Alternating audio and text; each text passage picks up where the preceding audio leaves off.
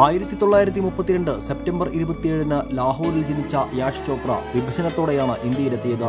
എഞ്ചിനീയറിംഗിൽ ബിരുദമുള്ള യാഷ് ചോപ്ര സഹോദരൻ BR. ചോപ്രയുടെ സഹായിയായാണ് cinema രംഗത്തേക്ക് എത്തുന്നത്. 1959 ബി.ആർ. ചോപ്ര നിർമ്മിച്ച ദൂൽ ഖാ ഫൂൽ എന്ന ചിത്രത്തിലൂടെ സ്വതന്ത്ര സംവിധായകനായി. तू हिंदू बनेगा न मुसलमान बनेगा, इंसान की औलाद है इंसान बनेगा. 1973 ബി.ആർ. ചോപ്രയുമായി പിരിയുകയും പുതിയ നിർമ്മാണ കമ്പനി സ്ഥാപിക്കുകയും ചെയ്തു.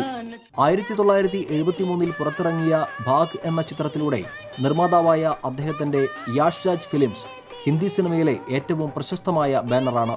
ഗാനസമ്പന്നമായ ചിത്രങ്ങളാണ് അവയിൽ ഏറെയും.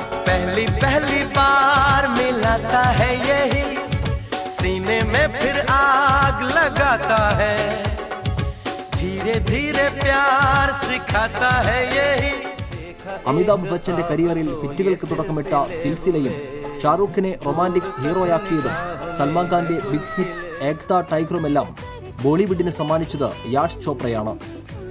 തൃശൂർ, ദീവാർ, കബി കബി, ചാന്ദിനി, ദിൽവാലെ ദുൽഹനിയ ലേ ജായേംഗെ തുടങ്ങിയ സിനിമകളിലൂടെ ബോളിവുഡിനെ ഇളക്കിമറിച്ച ഈ ഹിറ്റ് മേക്കർ അരനൂറ്റാണ്ടോളം ഹിന്ദി സിനിമയെ താൻ ആഗ്രഹിച്ച വഴികളിലൂടെ നയിക്കുകയായിരുന്നു. ദിൽവാലെ ദുൽഹനിയ ലേ ജായേംഗെ എന്ന ഒറ്റ ചിത്രം മതി യാഷ് ചോപ്ര എന്ന പ്രതിഭയെ നിർവചിക്കാൻ. റിലീസ് ചെയ്ത 17 വർഷങ്ങൾക്കിപ്പുറവും നിറഞ്ഞ സദസ്സിൽ പ്രദർശനം നടത്തുന്ന ഏക ചിത്രമാണിത്.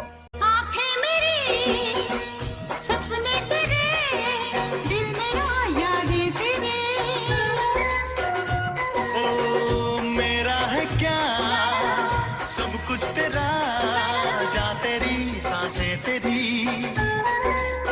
22 ചിത്രങ്ങൾ സംവിധാനം ചെയ്യുകയും 50ഓളം ചിത്രങ്ങൾ നിർമ്മിക്കുകയും ചെയ്തിട്ടുള്ള അദ്ദേഹത്തെ 2001 ദാദാ സാഹിബ് ഫാൽക്കെ പുരസ്കാരം, 2 തവണ ജനപ്രിയ സിനിമാ സംവിധായകനുള്ള ദേശീയ പുരസ്കാരം, 2005 പത്മഭൂഷൺ തുടങ്ങിയ നിരവധി അംഗീകാരങ്ങളും ബഹുമതികളും തേടിയെത്തിയിട്ടുണ്ട്. പ്രണയ സിനിമകളുടെ തമ്പുരാനായി ഹിന്ദി ചലച്ചിത്ര ലോകത്ത് വാണിരുന്ന അദ്ദേഹത്തിന്റെ അവസാന ചിത്രം 2012 പുറത്തിറങ്ങിയ ജബ് തക് ഹോ ജാൻ ആയിരുന്നു. Cultural desk TCV.